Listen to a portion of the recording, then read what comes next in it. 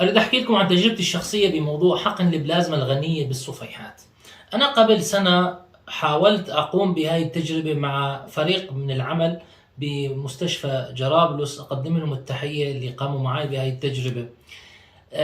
جبت سحبوا لي دم من عندي وعملنا عملية الفصل. جبت أنابيب خاصة اشتريناها من مكان مرموق، واشترينا الأنابيب السويسرية. على فكرة، أفضل الأنابيب اللي تستخدم لعمليات حقن البلازما الغنية بالصفيحات هي الأنابيب السويسرية. وفي طبعا بالسوق في موجود الأمريكي، وفي موجود الفرنسي، وفي موجود الإيطالي، وفي حتى الصيني، لكن أفضلها وأميزها على مستوى العالم هي الأنابيب السويسرية. واللي يريد نصيحة، اللي يريد يعمل بس الأنابيب السويسرية، أو يفرض على الطاقم اللي يقدم له هاي الخدمة إنه يجيب له الأنابيب، يأمن له الأنابيب السويسرية. طبعا الأنابيب الثانية جيدة، لكن هاي أميز وحدة بيناتهم. طبعا إذا يريد أرخص، أكيد الأنابيب الثانية أسعارها أرخص من الأنابيب السويسرية بكل الأحوال.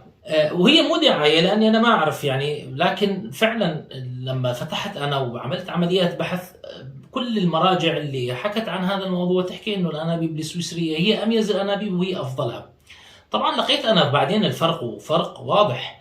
المهم عملنا هاي التجربة، بلشنا سحبنا دم، وسحبنا كميات معينة من الدم، وجبنا الأنابيب وحقنا بيها. ما لقينا بيها أي مشكلة. قلنا المرة الثانية لما نعمل هذا الحقن نعملها من دون هاي الأنابيب السويسرية. عرفنا أنه هاي الأنابيب السويسرية أو غيرها من الأنابيب تحوي على الكالسيوم وتحوي على مضاد للتخثر، لأنه بين قوسين الكالسيوم يعمل على تسريع عملية التخثر للبلازما، لأنه هاي الصفيحات فيها مواد قابلة للتخثر.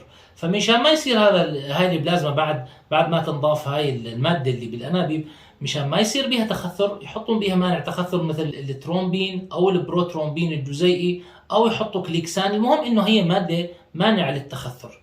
امناها وحطيناها. عملنا عمليه التثفيل او عمليه الطرد المركزي. فبالبدايه حصلنا اول 10 دقائق من الطرد المركزي، حصلنا على كميه 200 ألف صفيحة بالميكرو لتر. بعدين عملنا عملية ثانية، لأنه لقينا أنه بعد العملية الأولى ظل اللون أحمر. لون أحمر يعني لسه في كريات حمر ما انطردت، ما أبعدت عن البلازما. فقلنا نعمل عملية ثانية 5 دقائق بدل ما تكون 10 دقائق، مشان نفصل هاي الكريات. بعد العملية الثانية لقينا أنه الصفيحات نزلت من 200 ألف ل10,000.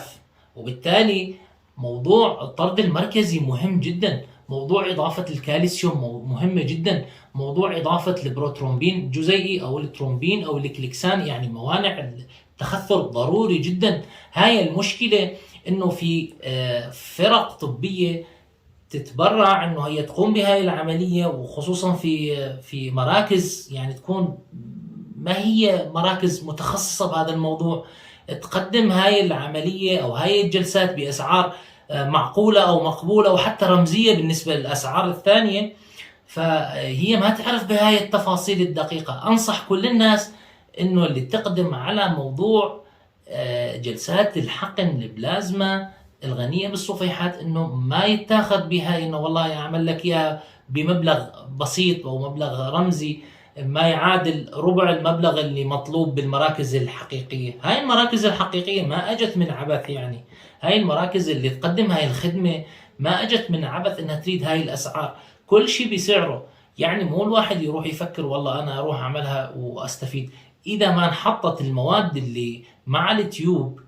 واحكيها بصراحه، ما اريد اخبيها على الناس. الكالسيوم ضروري جدا وبكميات معينه محدده. ما يروح الواحد يحط كميه كبيره او صغيره. الكميه الصغيره قياسا لحجم الدم المسحوب، او الكميه الكبيره ما راح تنطي النتيجه اللي مرجوه. لذلك هاي الانابيب تيجي مدروسه دراسه دقيقه جدا، وجوز خسروا عليها كثير من الوقت وكثير من المال لحتى حصلوا على هاي الميزة، وحتى حصلوا على هاي الصفيحات المفعلة بشكل جيد. لذلك الواحد ما يخسر الوقت وما يخسر ماله على شيء ما راح يستفيد منه. وهي عملية مي مؤلمة بحيل، لكنها عملية مؤلمة، يعني الجلسة مؤلمة. أنا عملتها والله لقيت فيها ألم يعني. وبصراحة أخذت مسكنات كثيرة وحطيت القطع الثلج وفيها ألم يعني. لذلك الواحد ما يخسر من حياته، من صحته، من عافيته على شيء، ومن ماله على شيء ممكن ما يستفيد منه. توجهوا للمراكز الموثوقة اللي عندها خبرة، وكل ما كان عندها خبرة أعلى كل ما كانت النتائج أفضل.